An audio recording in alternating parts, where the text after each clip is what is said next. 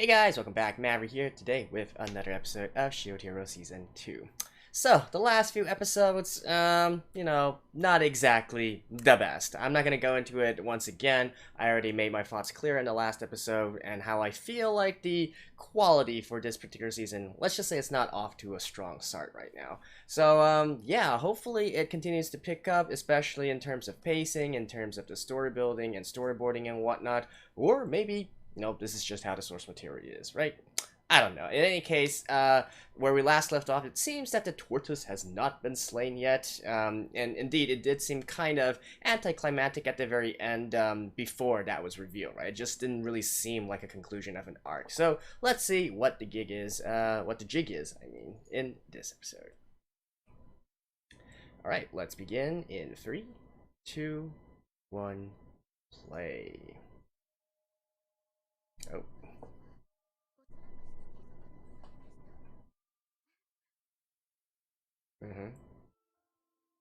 Oh, so we are getting her backstory now, right? Okay, so I haven't, forgotten about her. Like, I remember her, I was always like, did we really, learn much about her backstory and whatnot?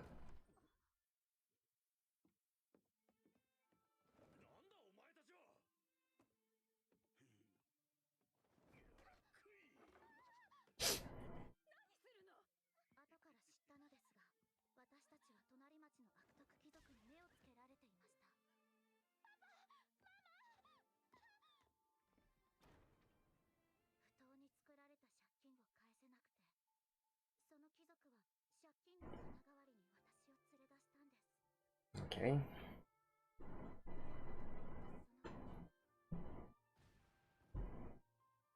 So let me guess. The arrow hero? Sorry, the bow hero. What's he called again?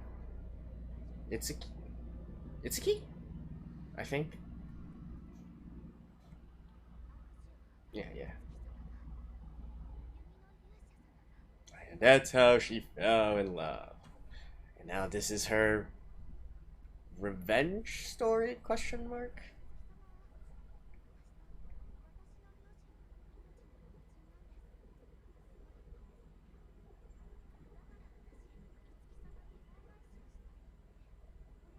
I mean, commendable.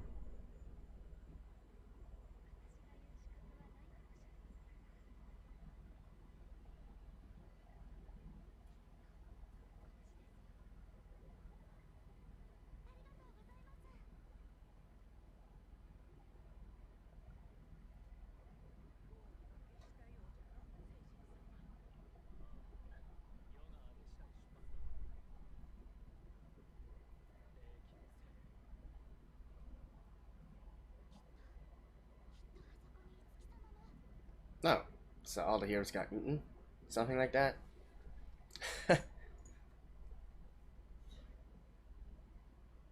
I mean, all right. Yeah, no comment. So regarding Yuusha, I mean, I guess it kind of makes sense right now that she's trying her best to live up to the boat hero's expectations, right? I guess you can kind of sort of consider it like a Raphtalia situation in a way.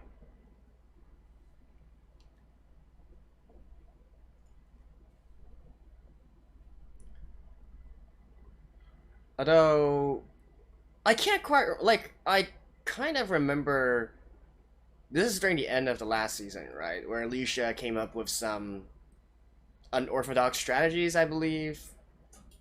Like she had something to do with that weird juice thingy, or was that a fruit or something that helped turn the tide in the last battle of the first season. I can't quite remember if then she was falsely accused of something, or like was the Bogir jealous of how she stood out or something of that sort, or is it just the other companions and kind of like distorting Itsuki's view of her? I can't quite remember actually.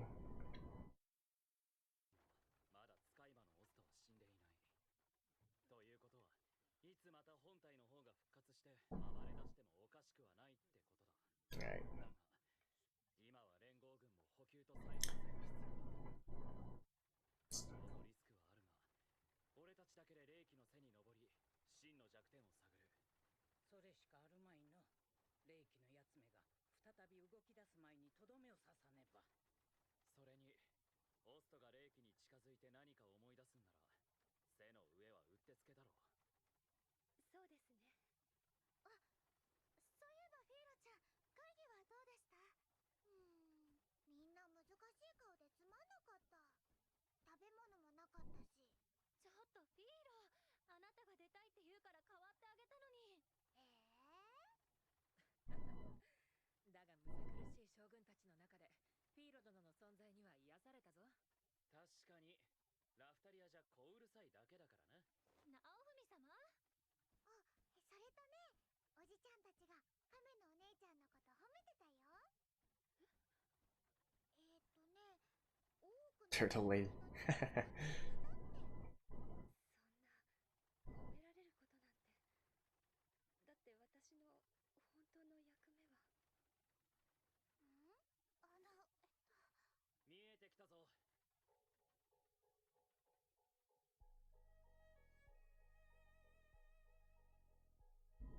さすがは工場兵、器用なもんだな。これならいけるか、フィーロ。大丈夫。お気をつけて。ご分を盾の勇者様。 Oh, so there was actually people here already. オスト様もご無事で。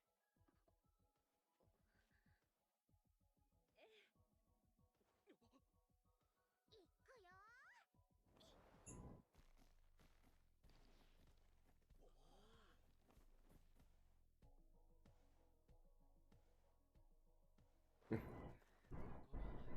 I like how they styled it back in, you know, sort of like the famous mountains in China, like the mid of China. あの方たちは私が何者か知っているのでしょうか？先ほどの兵たちか。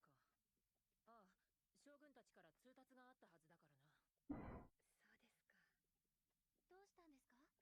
いえ、わからないのです。私は霊気の使い魔です。人々から魂を奪うのが役目。それなのに、どうして私にあんなことを言ってくださるのか。それはオストさんも私たちと一緒に戦ってくれたからですよ。ですが、確かに霊気が元に戻ればオスト殿は己の役目を果たすだけかもしれない。だがあの時私たちを助けてくれたのは事実です。そうです。サンタの人たちもオストさんに感謝してたんだと思います。共に戦った仲間として、戦友として。戦友ですか。皆さんがそう思ってくださるならとても嬉しいことですね。どうだ、何か思い出せそうか。あ、そうでした。ダメですね。なんだか頭の You gotta get to the highest point, or the center point, or something like that, right? まるでオストさんと同じ。 Oh, the fog here? Huh. ご主人様、ご飯まだ？ああ、そうだな。今日はこの辺りで野営するか。正気か、岩谷殿。オストがああ言ってるんだ。闇雲に歩いても体力を無駄に消 Oh, 費。 it's nighttime already? 化け物の背で野営とは豪気じゃの。すみません。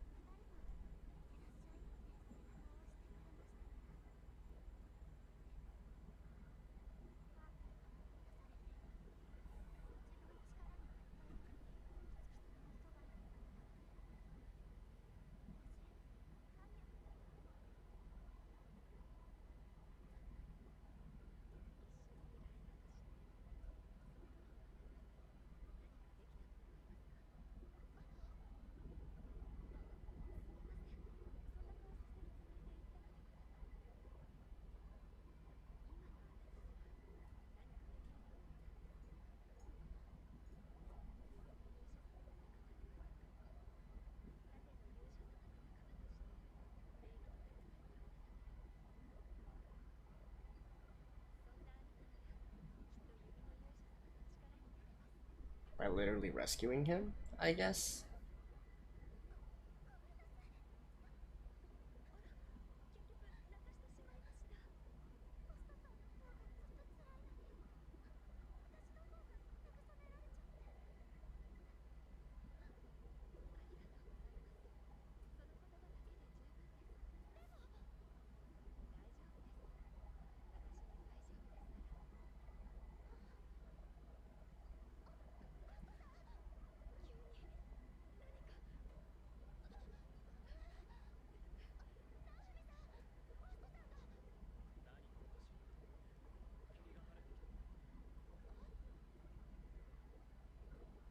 Like I said before, is us literally the spirit turtles? I mean, I've been kind of thinking about that since, since the episode where she revealed everything. Which is like last episode, question mark? Or actually the episode before that. Anywho.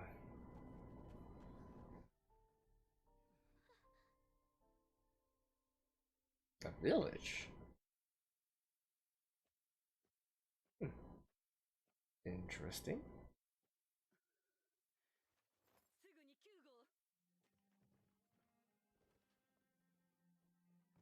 So I guess they didn't know this was the back of the spirit tortoise, so they just met.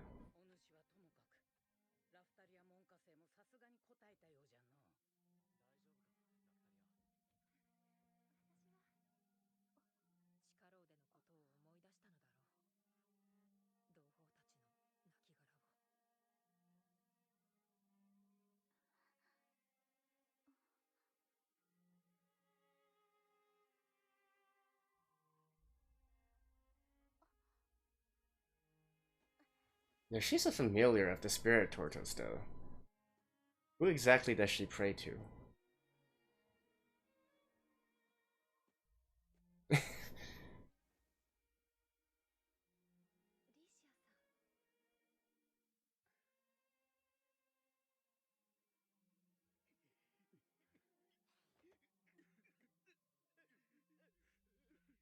Oh, this is maybe their village?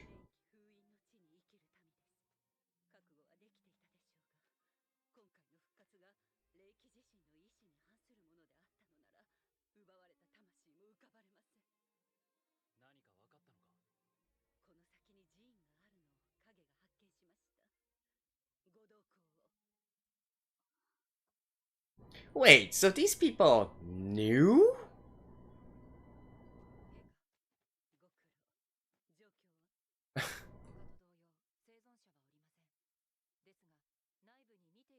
Wow.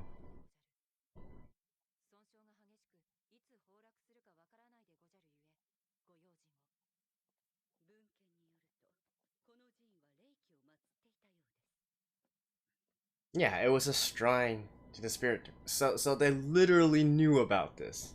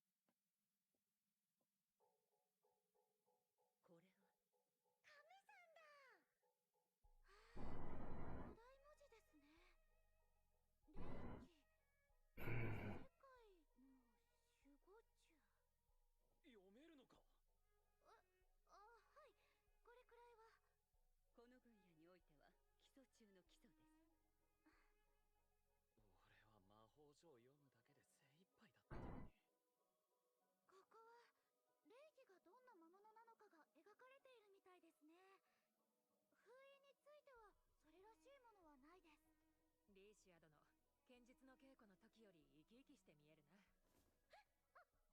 Right, so again, they're kind of like building Risha's role as maybe the one, yeah, who's focused on research, or maybe a tactician or something like that. 他の者より抜きんでておる変幻無双流免許改伝の必知かしというたのは嘘ではないですじ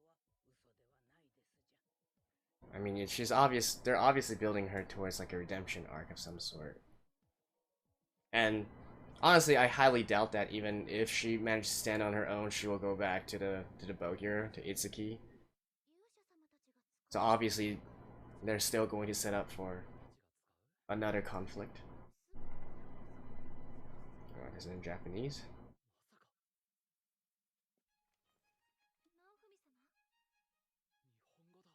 Yeah.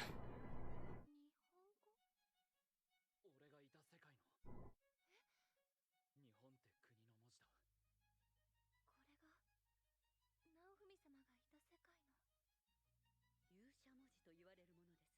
これが直文様がいた世界の勇者文字と言われるものですね。かつて召喚された死生勇者が書き残したのでしょう。ところどころ欠けていて読みにくいが、封印、七つ目、破られる。七つ目。関係がある。Tate.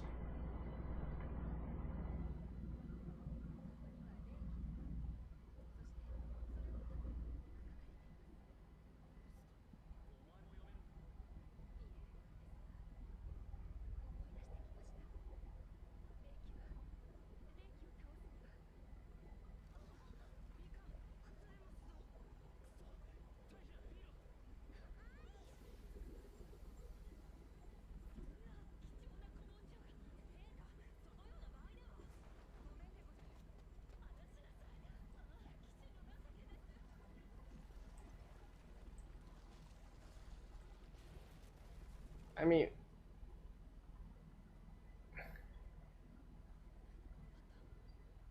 that doesn't really look destructed at all. I okay. Mm. Mm.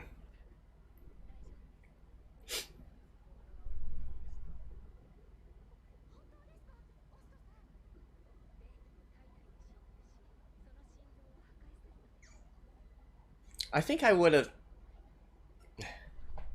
like, if it had like collapsed under a mountain or something, or like it was a cave in, like within a cave.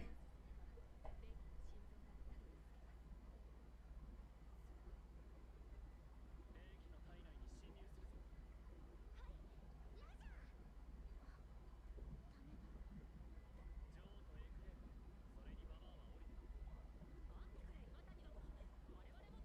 気味が悪いな。亀のお腹の中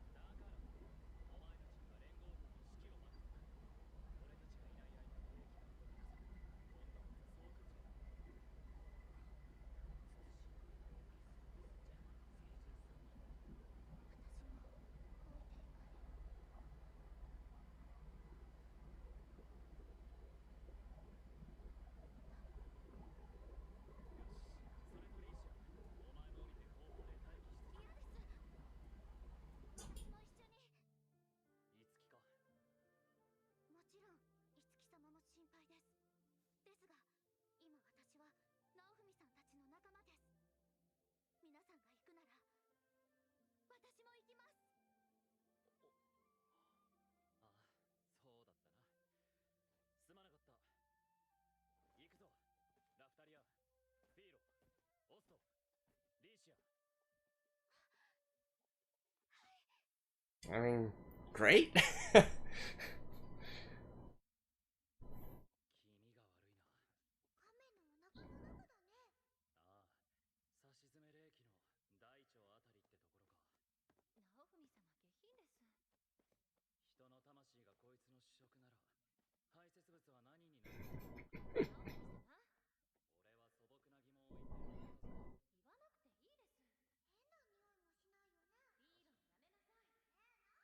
What now? She's afraid of the dark? 一緒に来てくださって。そんなお礼を言われることじゃないですから。弓の勇者様や他の勇者様、ここにおられてご無事であればいいのですが。さっきも言いましたが、今は私、直文さんの仲間なので。直文さんたちとオストさんの望み、霊気を止めに行くだけで。閉まらないな。でも、こっちの方がリーシアさんらしいですね。いつ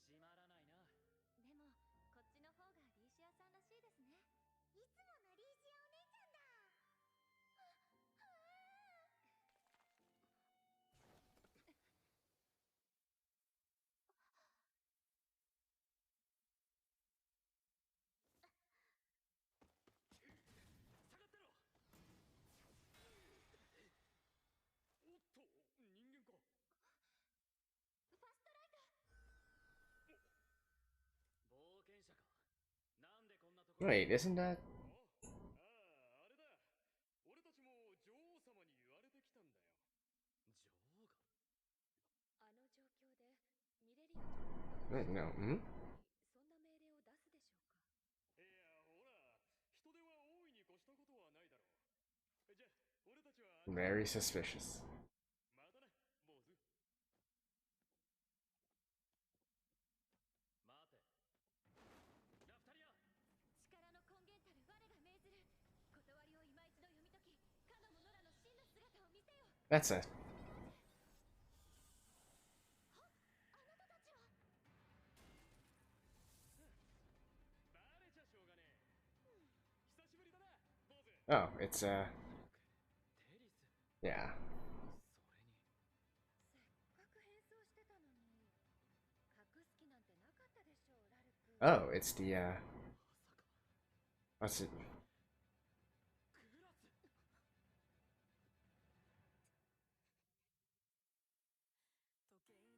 No, why hide? What? Alright, but at least it's an interesting development, right? At least this is an interesting development. I'll see you guys after this. Alright, guys, so, you know, I am so on the fence on this series right now. It's not exactly, you know, to be completely honest, I am really not enjoying it all that much, you know, especially compared to the other works that I'm watching this season.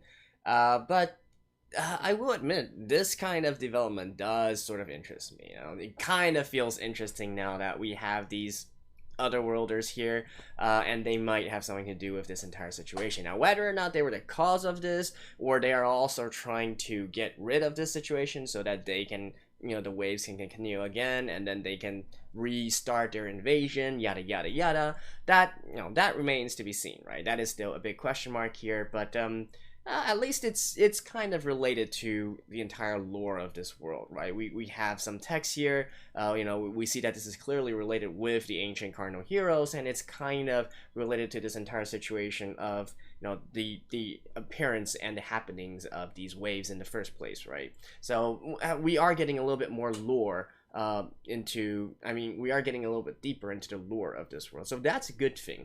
The rest, though, it's just that, again, the pacing, the dialogue, it feels unnatural. Like, some of the reactions just feel I don't know how to explain it. It's just, like, unlike the last few episodes, right, I could very clearly just point out that, you know, they're focusing on a lot of scenes that don't really build up to anything. Here, though, it's just, like, I don't know what, it's hard to put a finger on it. It's just that their dialogue with each other and their interactions with each other just feel so unnatural, right? And to the best I can describe it, I feel like it's because they are not taking the time to develop the characters properly between scenes, right? Like, for instance, right, like, why has Oath suddenly have this interest with Rishia, and you know, why are they suddenly, you know, like close confidence and encouraging each other and so on and so forth, right? Like, what is the basis of that? Is it because they both feel like they don't belong or something of that sort? Maybe, right? But then again, we haven't really developed much of Oath's character, and Rishia, Man, Rishia is like a whole nother can of worms here, right? I can totally see what they're trying to do here, right? They are trying to develop her character. She was not confident. She doesn't have confidence. She feels like she's useless. And then she was turned away by the person that she admires the most. So this is in essence kind of like her revenge story, I feel. She's building up to the point where, okay, even though like maybe she's gonna wow people in terms of using her knowledge, using her research skills, and heck, it seems that not only that, but it seems that she clearly has some fighting abilities as well, right? That untapped fighting potential or something of that sort. So I'm sure that they're probably going to renovate her character and show us the growth from like an insecure, unconfident character into someone who's very competent, who can stand out on their own, who is someone to look up to, right? And especially, considering how this series has been going so far, I'm sure that in the future she's gonna stick it to Itsuki's face, to the bow hero's face, and then even after that, probably continue to be part of the companions of Naofumi, right? It seems that this is how this series likes to do things, especially in regards to the other heroes. I think it's quite clear that the author does not want them to have any redeeming qualities at all, and just, still makes them out to be these incompetent, bubbling fools in order to further raise up Naofumi, I guess, right? So, which is honestly not exactly my favorite way of doing things. Like, misunderstanding is one thing, right? The entire revenge aspect and whatnot. If you beat them, you prove them wrong, you prove their innocence. I feel like that's enough, right? You can write them to be antagonistical, but you don't need to make them incompetent. Is what I'm saying here. And this series is clearly trying to write off the other heroes as incompetent any chance that they can, right? I've tried to give them the benefit of the doubt, but no, they're just fools. In fact, I would say that most of the people that we meet here if they're not on Naofumi's side, they're fools, right? We can clearly see evidence of that even through the armies and whatnot, but their interactions and so on and so forth. But anyways, that's kind of going on a tangent here. So Rishia, I have no problem with this kind of development. I actually do enjoy I do enjoy these sort of character transformations, growing into something else, showing actual character development and growth, personal growth as well. I especially like it more, even so, when the inspirations can be crossed, right? Like a character receiving inspiration from one character, like in this case, right, just as an example, maybe I don't think they're really going for this, but like if Rishia receives inspiration from Naofumi, being very unconfident and then growing into something greater, and in fact being able to inspire Naofumi in return. I do like those kinds of stories, like cliche as they might be. I do love the concept of pushing each other forwards, right? Rather than just one person being great all the time and then the other people just trying their best to catch up to them. I feel like that's a little bit too unbalanced. I enjoy a story where you gotta push each other, right? So putting that aside though, so it's not the structure of this kind of character development that I'm unhappy with. It's how, like, I don't know, like at this point in time, I really don't care about Rishia that much.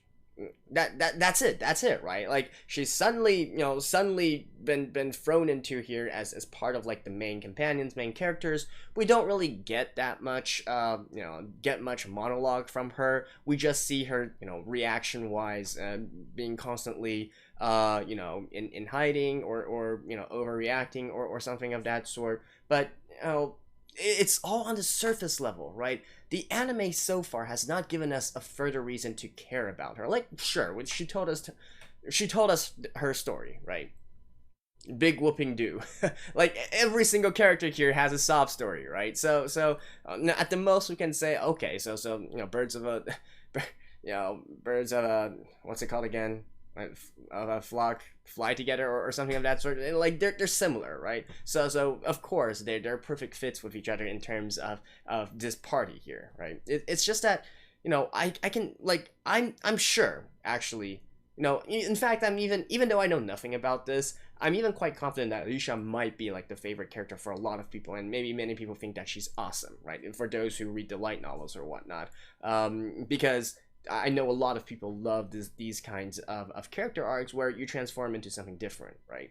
But you know, so far at this point, like, I don't know if it's different from how the light novel originally portrayed her and or gave her character development, but so far in this series so far, you know, she hasn't really given much of anything for us to really relate to her, to like her, or to feel sympathetic towards her. Like, I mean, maybe for some people, just learning of her backstory and you know, knowing about her circumstances with Itsuki is enough to make you feel sympathetic towards her and want to root for her or something of that sort. But for me though, I don't know. It's not enough quite yet, right? You know, when will she show her like this episode right here where she spoke up, right?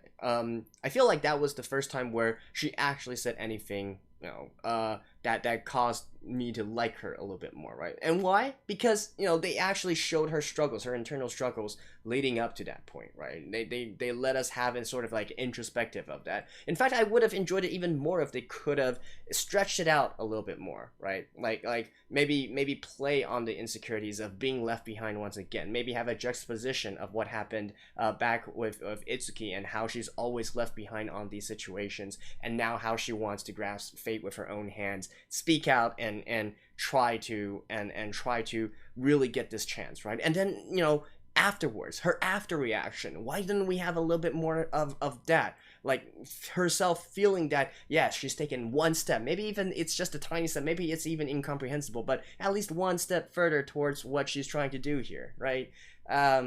So I mean, like, really building this character like that and allowing us to relate with her and sympathize with her a little bit more. But it's doing none of that, right? So far at this point in time, I'm just like, Rishia, meh, right? She's still crazy about Itsuki. Sure, whatever, I don't care. She's smart. Sure, I do enjoy a character who's smart.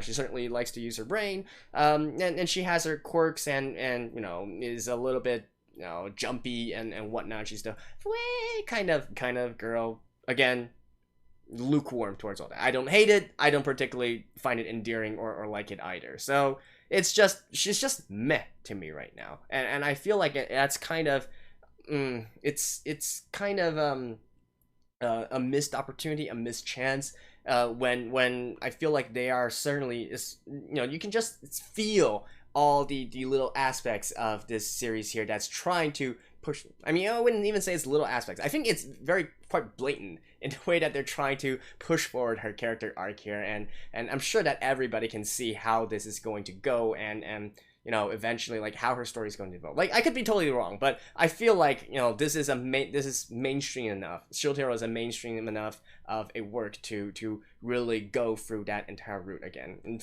I mean, I guess some people would call it the OG, and maybe they were some of the first to do this, but even then, I wouldn't really say so, because even without light novels, this type of story has been done in manga and other media long before Shield Hero ever became a thing, even if it was one of the OG light novels. So yeah, so I don't really think that her story is going to deviate from what I'm saying so far. And if that's the case, then, you know, I'm sure that she can grow into something awesome. But as of she is right now, and as of how this story is setting her up right now, it doesn't really conduce itself to us trying to root for her at this point in time. And I feel like that's just a missed opportunity, because, you know, these characters have a chance to become something where you root for the underdog, right? You root for them to succeed. You root for them to someday finally stand out there and you know, bitch slap Itsuki and be like, now, probably she's not going to do that, but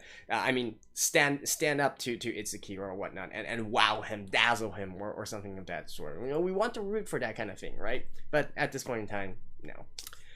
But anyways, I will give it one more episode, all right? I will give it one more episode, because it seems that we got some interesting developments here with in terms of lore and the other worlders and whatnot. So I'll just continue to watch this for like at least one more episode, just to see how it's shaping up, how it's building up. But honestly, I am really on the fence of you know, switching to watch something else, because I've heard some good stuff about other series that's happening in this season. But, you know, limited time, so I can only do it if one of my current animes I've decided to stop watching.